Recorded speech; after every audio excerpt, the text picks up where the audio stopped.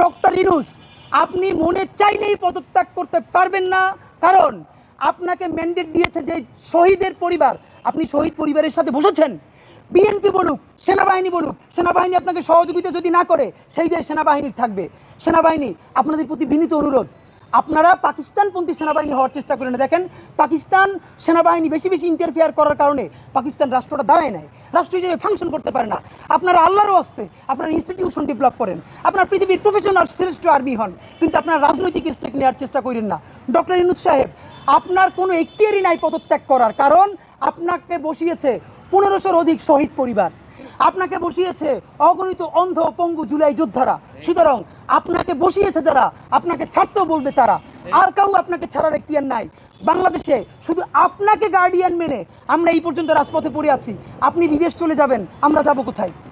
আপনি যদি পদত্যাগ করতেই চান তাহলে বাংলাদেশের সমস্ত জুলাই যোদ্ধাদের নিরাপত্তা দিয়ে পদত্যাগ করতে হবে। তার আগে পদত্যাগ করে আপনি যমুনা থেকে বের হইতে পারবেন না, আমরা বলে দিলাম। যদি আমাদেরকে আবারও রাজপথে দাঁড়ান লাগে, আপনি গৃহযুদ্ধ শুরু হয়ে যাবে দেশে। আপনি কি বলেন? আপনি পদত্যাগ করতে পারবেন, আপনাকে পদত্যাগ করা লাগবে না, আপনারা আমরা বিদায় দিয়ে দিব। 3টে কাজ। নাম্বার 1, অতি দ্রুত জুলাই গণহত্যার বিচার সম্পন্ন করতে হবে। নাম্বার 2, মৌলিক সংস্কার, নারী সংস্কার। আরে ভাই, নারী সংস্কার করছেন, তাহলে কৃষি সংস্কার কই, আর্মি সংস্কার কই? এই যেগুলো পরে করলে চলবে, এগুলো একটাও কোনো দরকার নাই। মৌলিক সংস্কার বলতে আমরা বুঝাই এমন সাংবিধানিক সংস্কার এবং নির্বাচন সংস্কার যেই মাধ্যমে সামনের নির্বাচন ফ্রি অ্যান্ড ফেয়ার হবে। বাংলাদেশে আর কেউ কোনোদিন আওয়ামী লীগ হয়ে উঠতে পারবে না, আর কোনো ব্যক্তি কোনোদিন ফ্যাসিস্ট হাসিনা হয়ে উঠতে পারবে না। এই মৌলিক সংস্কার করবেন। নাম্বার 3, ইতিহাসের সেরা ফ্রি অ্যান্ড ফেয়ার ইলেকশন দিবেন। বিএনপিকে আবার একটা কথা বলি, আপনারা যে বারবার বলেন নির্বাচন চান, আপনারা এসে সংস্কার করবেন, বলেন আপনাদের উপরে আমরা কিভাবে আস্থা রাখবো ভাই? আপনারা ক্ষমতায় না যেই অ্যাটিটিউডে, যেই ল্যাঙ্গুয়েজে কথা বলতেছেন, প্রসব করে মানুষ ভাষাই দিবেন। আপনারা ক্ষমতায় গেলে কিসের সংস্কার করবেন? নাম্বার 2, আপনি এখন যখন নির্বাচন চাইতেছেন, সেই নির্বাচনের মধ্যেও একটাবার সংস্কারের কথা বলতেছেন না, বিচারের কথা বলতেছেন না।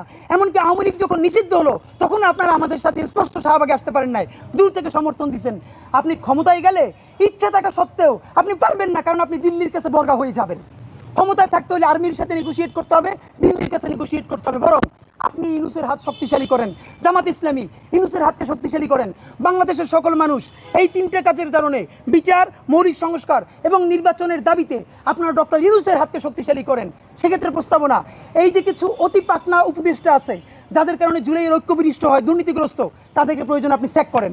স্যাক করতে সমস্যা হলে তাদেরকে দপ্তরবিহীন করে রাখেন, খাবে আর ঘুমাবে আর ফেসবুক টিপবে, আর কোনো কাজ নাই, তাদেরকে আপনি দপ্তরবিহীন করেন। যেই কয়জন উপদেষ্টা আছে, প্রত্যেক উপদেষ্টার সামনে, প্রত্যেকটা মন্ত্রীপরিষদের সামনে ড্যাশবোর্ড লাগান, কোন উপদেষ্টার কী কী পারফরমেন্স। একজন লোকের কোনো নাম নাই, উনি তো সুপার পারফরমেন্স করতেছে, আমাদের রেল উপদেষ্টা যিনি। এবারে বিদ্যুৎ নিয়ে, জ্বালানি নিয়ে আমাদের সকল ঋণ প্রায় পরিশোধ হয়ে গেছে। তো ওনাদের আমরা দেখতে চাই প্রত্যেক উপদেষ্টার একটা করে ড্যাশবোর্ড থাকবে, কে বেশি ফেসবুক চালায়, কে বেশি কথা বলে, আর না কে বেশি কাজ করে, এটা জনগণ দেখতে চায়। আপনি ড্যাশবোর্ড তৈরি করেন।